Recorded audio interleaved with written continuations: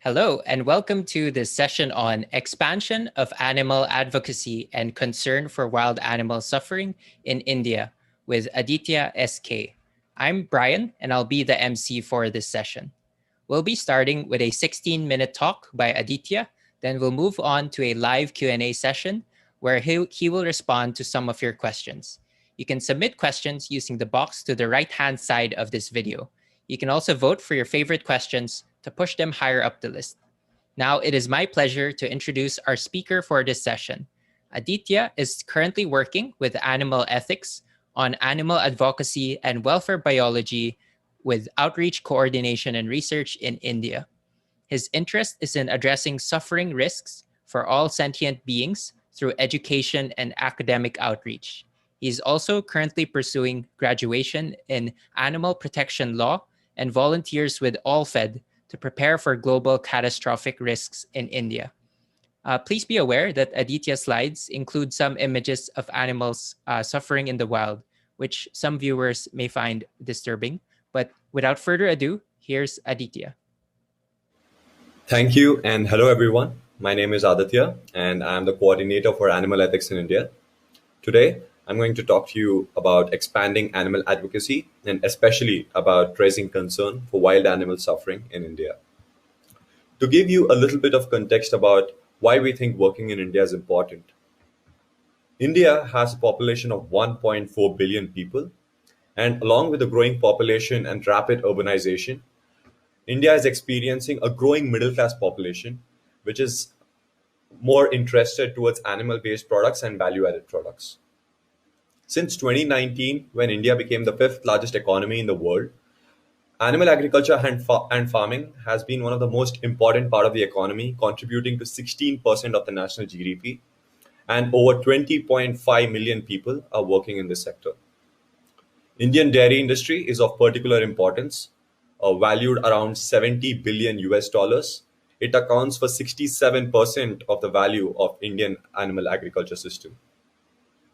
This, along with other reasons like growing income of the population, the growing population, and migration of people from the rural to the urban areas, all of these are contributing to an increased demand for animal-based products, and this demand is expected to increase rapidly in the future. One such projection is that there would be an increase in the production of animal-based products by 300% for certain animal products by 2030. And as you can see, India is leading in the production of most of these products compared to the other countries in the future, except for the cow and steer meat. One another thing which would impact how our work in India works is that 27% of the Indian population identify themselves as vegetarians. It is important to note here that most of the vegetarians who follow this lifestyle don't do so due to the concern for animal suffering. Most of them do this due to religious and cultural reasons. And again, there are many variations, among vegetarians. And talking a little bit more about the consumption pattern of animal products in India, dairy is dairy consumption is similar to the global average consumption of dairy, with the consumption varying substantially across the regions in India. Meat products, however, are remarkably low in India, with the Indian Council for Agriculture Research estimating it to be 5 kg per capita per year, compared to the global average of 40 kg per capita per year. However, this is projected to increase by 3 times by 2050 due to the reasons I mentioned earlier. To give you a little bit of insight into the historical and cultural attitudes towards sentient beings, India is a secular country and it has multiple religions. Mainly, it's Hinduism, Sikhism, Jainism, Islam, and Christianity. These are the religions which have the majority of the population in India. 3 of these religions share something called as ahimsa. This concept of ahimsa, which means not hurting or harming sentient beings. This concept was exemplified by Mahatma Gandhi during the independence movement as a way of life. There's also a very strong Hindu belief that humans are not much more significant than animals and that we should have an attitude of care, respect, and compassion towards animals. This is an example of a tribe which shows a lot of compassion for animals, where they treat animals as part of their family and they hold them in very high regard. Coming to the attitudes of the law and the justice system towards animal protection in India, India has one of the world's best animal protection laws, rules, and acts, and they're very extensive. Uh, and also, in theory, they are very progressive. In the mid 1950s, when India had just achieved its independence, the laws that existed that time used to protect animals only to the extent that they did not harm humans. As an example, killing of animals in public was banned because it would traumatize the humans who witnessed that killing. So, in that sense, it was very anthropocentric. But since then, we have made substantial progress, and there have been many influential rulings by the Supreme Court of India, considering the interests of non human animals and not viewing them as instrumental to achieving human goals. But the major problem is that these laws are very rarely enforced, and the penalties for violating these laws are very low. Part of the reason for this is that there is very low concern among citizens of India regarding the harms that animals go through. This gives us a huge prospect to intervene and to educate and use education and academic outreach to educate the public about anti-speciesism and why we need to care about the harms that animals go through. This has a huge potential to affect the way people treat animals, the attitudes that people have towards non-human animals, which can in turn improve the situation of animals, non-human animals in India. And for those of you who are not aware of speciesism, speciesism is a form of discrimination against individuals who don't belong to a certain species. Just based on their species membership, disregarding the interests of a particular being is called as speciesism. This is similar to the other forms of discrimination like racism and sexism, where due to an arbitrary or an unjustified reason, we would disregard the interests of an individual. When we reject speciesism, it does not mean that we treat animals in the same way we treat humans. What it means is that we consider their interests equally and we treat them in a way where we respect their interests. Another thing that entails when we reject speciesism is that we are not only against harming animals, but we are also actively in favor of helping them whenever it is possible. This is a very important point, and let me tell you why. Most of the animal advocates feel that what's enough is us not harming animals, and humans should not harm animals. But that's not enough. In nature, in the wild, this brings me to the point of wild animal suffering. In the wild, animals suffer from a lot of harms which are not human caused. They suffer harms which are caused by natural elements. But most of the animal advocates feel that we should not interfere in the wild and help them because that would be disrupting the harmony. The perception which they have in their mind is that in the wild, animals live a life of harmony, it's very idyllic, and they live a life full of positive experiences.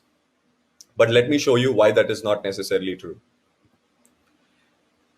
In the wild, the animals suffer from extreme weather conditions like extreme cold, as we can see these wild donkeys suffering and frozen.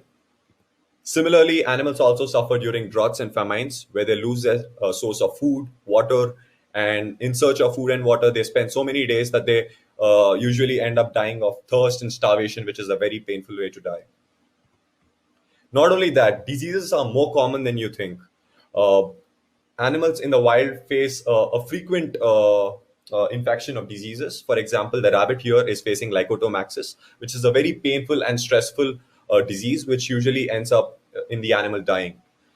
So we as humans, we have the capacity to vaccinate or immunize against possible diseases and give medicines to us, to our fellow humans. But animals do not have this luxury. We do intervene in the wild. Let me tell you, we do intervene in the wild to vaccinate animals only if they affect humans. I will tell you an example of that in the future. But yeah, and moving on, animals also suffer in the wild due to terrible weather, climatic conditions. One of which is floods. This is an example of Kaziranga National Park, which is flooded every year, and where 90% of the park's surface is flooded with water from the Brahmaputra River. Many animals perish during these floods, and most of them drown and suffer and usually end up dying. Our government has paid heed to this and is trying to help them, but that's not enough. Our government only tries to help aesthetic and valuable species which are valuable for the conservation purposes, but most of the invertebrates and vertebrates which are not considered valuable, they end up dying in painful ways. And not only that, most of the animals, they come out of the forest into human settlements in search of food and shelter. And because that would affect the profits or the livelihoods of humans or the government resorts to hunting or killing these animals. There are other ways of tackling this, but because we disregard their interests, we choose the way which is harmful for them. And apart from that, the reproductive strategies in the wild is one of the most neglected areas of suffering for animals. Animals in the wild reproduce, the most common way of reproduction for animals in the wild is through giving birth to several offsprings, out of which only very few survive. For some mammals like humans or chimpanzees or elephants, they give birth to few offsprings and give the animals a lot of care so that these animals reach to the adulthood. But that's not the case for the majority of the animals in the wild. I'll give you two examples. One is the example of a turtle, which gives birth to 300 eggs, out of which majority of them die within the first few days. They die due to getting disoriented and coming into human pathways where they are crushed by a car, or they are eaten by predators like lobsters, or they die of thirst and starvation or diseases. This happens in the first few days. So their existence is filled with pain and misery, and it's very brief, and then they die. Another example is that of a bullfrog, which gives birth to 10,000 offsprings. Out of these 10,000 offsprings, majority of them die, and only 1% of them survive. So you can imagine the fate of the 9,000 other sentient offsprings which become sentient, and the way they die is through parasites, predation, thirst, hunger.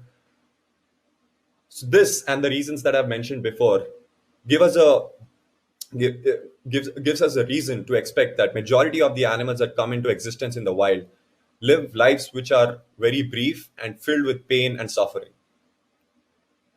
When we reject speciesism, we should acknowledge the suffering that these animals are going through, and we should also try to help them whenever it is possible. You might think that the suffering is so huge that what can we do to help them? But yes, it is possible to help them. Humans do try to intervene in the wild and help animals. For example, in India, elephants are considered auspicious and are culturally and also for conservation reasons very valuable. So India has constructed its first specialized hospital for elephants in Mathura. And also there are feeding programs during droughts in Rajasthan where large-scale feeding programs are conducted so that animals which they consider dear do not perish or do not die. So they make sure that these animals get food. And also in Turkey, this was during the extreme cold conditions when there was not enough food for the deers. They gave a lot of food and using these tray cans, and animals did actually benefit from consuming these the food which was given from the tray cans. So it is possible to help them. And another way in which animals suffer, as I mentioned, was due to diseases. And humans have been studying ways to vaccinate animals against diseases like rabies. The reason why they do this is not out of concern for the individual animal, but because this disease, the rabies, which is a zoonotic disease, can pass on to the domestic animals from the wild animals, and then from there pass on to the humans. So for instrumental reasons, we vaccinate them, but it is actually helping the animals. This gives us an example that it is possible to help animals. In this case, the vaccine was put into the biscuits and dropped from helicopters. And this was a major success in the Northern America, where they were largely able to eradicate rabies. So to tell you a little bit more about what animal ethics is doing to help create awareness about speciesism and wild animal suffering, one of the major things we do is we make our work widely available and we put our information on our website so that other activists can also use this and educate themselves and educate the people around them. That's one of the major things we do, which is outreach. Apart from that, we also conduct workshops and seminars in universities, which I'll be talking about. Especially in India, a lot of people are unaware about this concept of speciesism and wild animal suffering. As I said, the usual perception which people have is that animals in the wild are living in a very positive state and we should not interfere there.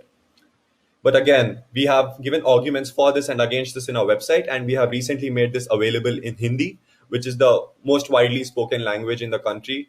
And this information is not present anywhere else. Ours is the only website. So this makes this kind of information available to 306 million native speakers in the country.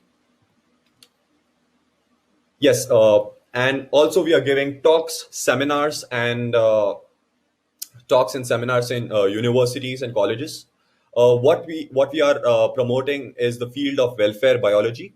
For those of you who are not aware, welfare biology is an interdisciplinary field of academic study where we include the life sciences, which includes biology, zoology, animal biology, and ecology, and all these sciences which study how animals live in the wild. Although they don't study it for the sake of individual well-being, welfare biology is a study of how animals' lives in the wild can be improved from the perspective of their well-being. So we have been giving talks, seminars, educating people, educating academics, and about how animals are affected in the wild. So this is how we are trying to encourage academics to pursue more research into welfare biology and to understand the situation of animals in the wild and what we can do to help them. Another way in which we are trying to create awareness about this is we have released a wild animal suffering course, which is available on the YouTube channel, on the channel Animal Ethics, where we have released 18 videos covering in detail about the concept of wild animal suffering and how animals suffer in the wild. And this would be the best starting point for anyone who's interested in wild animal suffering. I would encourage all of you to go ahead and check this out. And yes, so this is the kind of work that we are doing. As I've shown you, it is very, very important that we reject speciesism and we show concern towards non-human animals and all sentient beings. So given this huge potential to create change, advocating strategically to policymakers, decision makers, academics, and general public and animal advocates could potentially influence a structural change which could help make the lives of these sentient beings better. With that said, I would like to thank you so much for your attention, and I would urge you to let's end speciesism today. And if you're interested in contributing to us, I would gladly welcome you to send me a mail. We are accepting support of any kind that you can offer. And yes, thank you so much. All right. Thank you for that talk, Aditya. So we'll kick off with the first question. Are there any untoward ecological implications of caring for all wild animal lives? So as you mentioned, a lot of animals reproduce in large numbers with low expectation of child survival. And it seems that saving, say, all thousands of the turtle offspring would upset ecological balances. So what are your thoughts on this? Yeah, that's a good question. Again, to understand how saving all of them affects the environment or affects the ecosystem or the balance which is there, we need to study more. We need to do more research into how we can help these animals and how helping these animals will affect the rest of the sentient beings that depend on these animals. So yeah, what is important here is to study the effects and also the consequences of saving these animals. There are ways to help them without spoiling the balance or without affecting the ecological dependence which other sentient beings have. So again, some of the organizations that are working on wild animal suffering are looking into the other ways also to help these animals. For example, contraception or encouraging ecosystem which promotes lesser population of these animals, which in turn will reduce the total amount of suffering caused due to these offsprings being born and dying soon after they are born. Yeah. All right. So how have you or Animal Ethics worked with other organizations in the EA movement working on wild animal suffering in the past? Right. So in the EA sphere, at least, there are three main organizations that are working on wild animal suffering: Animal Ethics, Rethink Priorities, and Wild Animal Initiative. And we have had meetings with them to collaborate on how best we can help the animals in the wild. and we have all the three of us have different strategies and different messaging. Animal ethics in particular focuses on anti-speciesism and why we need to give why we need to raise concern for wild animal suffering because they are sentient beings living in the wild. So again, different organizations are focusing on research and also on different kinds of messaging. Animal ethics in particular focuses on the negative aspect of it, which is the wild animal suffering part of it. Yeah, so I think there are these nuances which exist, but we've been collaborating with them to create more awareness and do more research into these into the field of welfare biology. Yeah. All right. And then, so what interventions does animal ethics think are highly effective at reducing wild animal suffering currently? Cool. Good question. Yeah, so we've done a qualitative study where we've surveyed different scientists and academics working in this field, and we've tried to get their opinions on this cause area of wild animal suffering and how do they think, what are the attitudes, existing attitudes towards the suffering of wild animals, and what do they think we can do to help animals in the wild. And we've come up with three major interventions which are plausible and also which have the support required to execute them.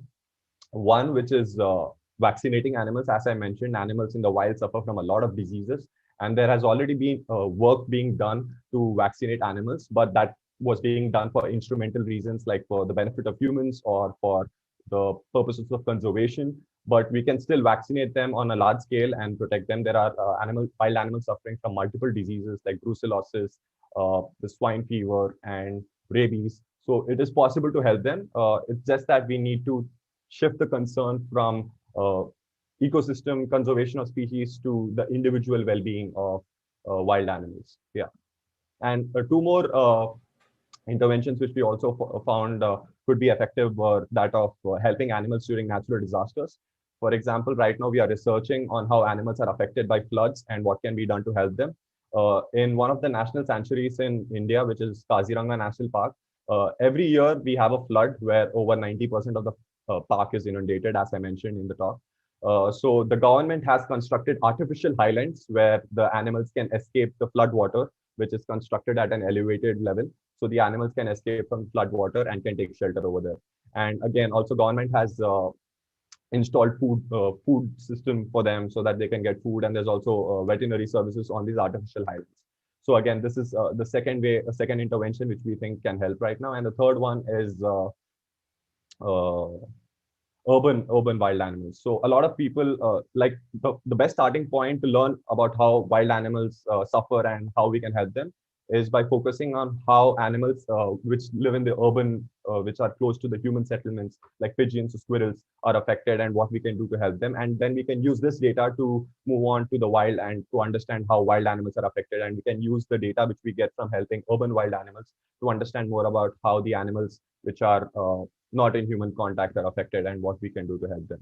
So these are the three things which we think are three interventions which we think can be helpful right now. But overall, the best thing which we found is promoting more research into the field of welfare biology, which will help, which will encourage more academics and scientists to look into this field of study and come up with new ways of helping animals. Yeah. All right. So, quick last question: do you see any specific ways people could help animal ethics currently? Yes, we would love to accept your support in translation. If you would like to translate the information which is there on our website from English into your regional language, we are happy to take in that. And also, if you're interested in any skills that you have that you would like to contribute with, like video editing or website designing, you can just leave me an email on my email ID and we can see how we can collaborate together. Yeah, thank you so much.